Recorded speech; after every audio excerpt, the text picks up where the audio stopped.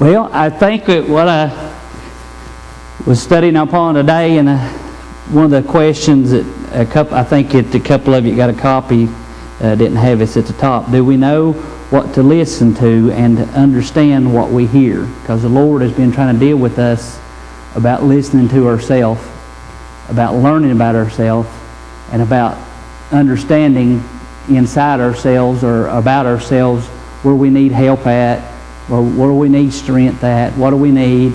And as we say it, out of the abundance of the heart, the mouth speaks. And when situations arise, you should be able to hear, because we can hear it out of others. And that's true. You know, it's so easy to hear what others say or what others do, and it's so easy to be quick to hear them.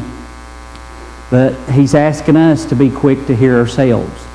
And for the past 2 weeks, I think, the Lord has brought that up to us, and I hope that you have, and I hope that you've been listening to yourself with situations, and that you've been learning about yourself.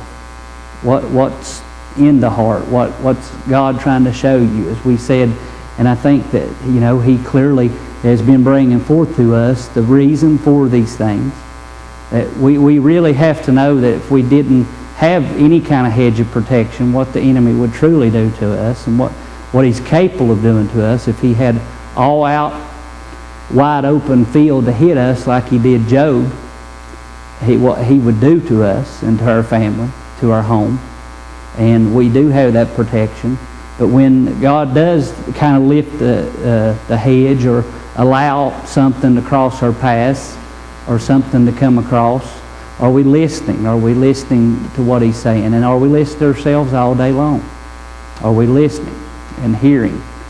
And because first scripture we got here, we have a choice. We can reject. We can reject to hear.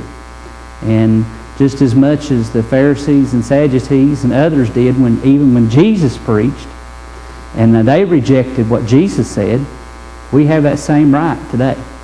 We have that same given gift or non-gift, whatever we want to call it, from God to reject to hear. We have that privilege to choose whether to accept or whether not to accept. We have that ability to look into ourselves and say yes or no. And have we been exercising this over the past couple of weeks? Have we listened to ourselves? And if we have we seen any faults in ourselves? Because He's trying to grow us to be Christ-like. And I do hope that people has been listening to themselves, and if situations have arose, have you been listening to what you think? Have you been listening not only what you say, but what you're thinking inside? Have ear to hear. Have ear to hear. And that was something He stressed many times. If you look in the Word, He told it many times, have ear to hear. Churches have ear to hear what the Spirit say to the churches. People have ear to hear. Well, I think He's saying have ear to hear what you're saying too. This is how we can look inside ourselves and see what we say and see where we're at. Has anybody hopefully done that here lately? Have you listened to yourself? Have you heard what's inside you? Have you been listening to your situations, and what have you heard out of yourself? And what should we be hearing? What things should we be hearing from ourselves as a believer in everything that we do? Anyone? Before we get started? Of course, first scripture we're going to use Matthew 13:14 through 16. And it says, "And in them is fulfilled the prophecy of Isaiah, which saith, By hearing ye shall hear, and shall not understand, and seeing ye shall see, and shall not perceive. For the people's heart is waxed gross, and their ears are dull of hearing, and their eyes have closed, lest at any time they should see with their eyes, and hear with their ears, and should understand with their heart, and should be converted, and I should heal them. But blessed are your eyes, for they see, and your ears, for they hear." So if we are willing to see and hear, then we are be blessed, and we'll be healed, and we can be healed of whatever the problem is that the Lord is trying to say to us. But He's saying, if you will not then you're not going to go anywhere with me as far as learning, as far as growing, as far as doing anything. And this is also where the parable of the sower is. When the Word, of course, and that's where we'll go to here next, is the power of the Word. That's where we got to try to line up with. That's the only truth that we have to line up with. Are we listening to what we say and how we line up with the Word and what He's given to us? Are we listening to ourselves?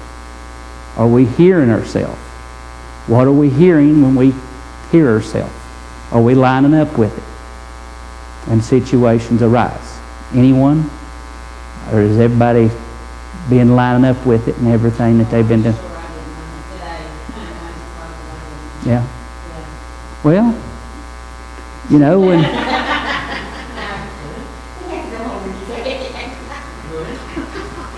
Well...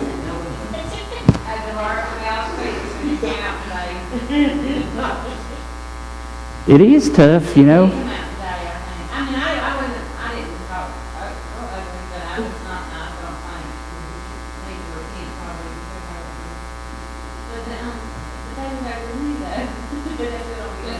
That's right. That's right. Yeah. Yeah. So,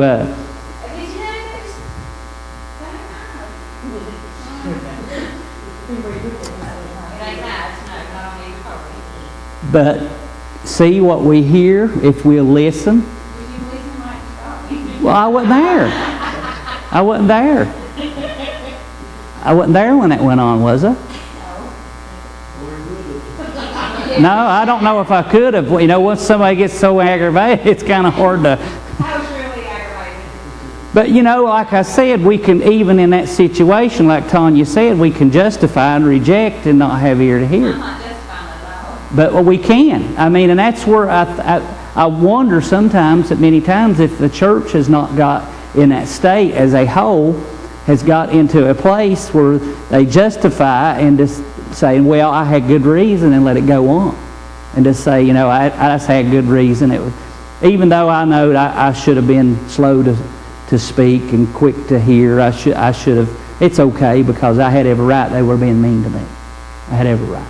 And I think that's this, not just that one area, but how many other areas where we don't line up and be doers of what He's saying, or we allowing to not listen to ourselves, in other words, and God trying to reveal. He says, I try the reins of the heart. Here He is trying the reins of the heart, trying to show us something, but we in turn shove it to the side and say, well, I had good reason. I had good reason to say that to them. I had good reason to do that. I had good reason to say to go that way. I had a justification for that.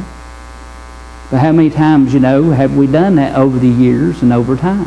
I really don't think that Yeah. I mean, I didn't, like I said, I didn't totally, but I just said the truth. Yeah.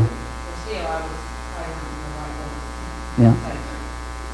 When He says, love your enemies.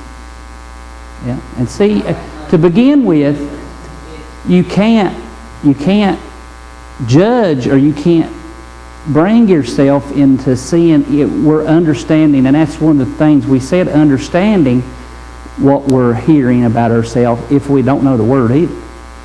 If we don't know what the Word says, even though we may hear something come out of ourselves, if we don't know that the Word says love thy enemy, and we come at them, and we could be going with the Old Testament, eye for eye, and pop somebody right real good, and, you know, and go on, then we'll think, well, I done what the Word said. No.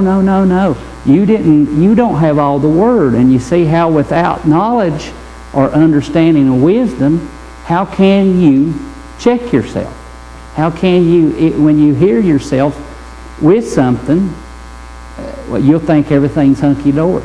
And as we said, one of the problems that I feel like today is it's ignorance to the Word. It's not having enough knowledge or understanding about the thing, about what God is trying to say. So if you don't have an understanding, then how can you judge it? How can you, even when you hear yourself do something, if you don't know it, how can you even know that you've done wrong? If you don't have the truth. And that's one of the areas we'll go into next. Without the truth, without having the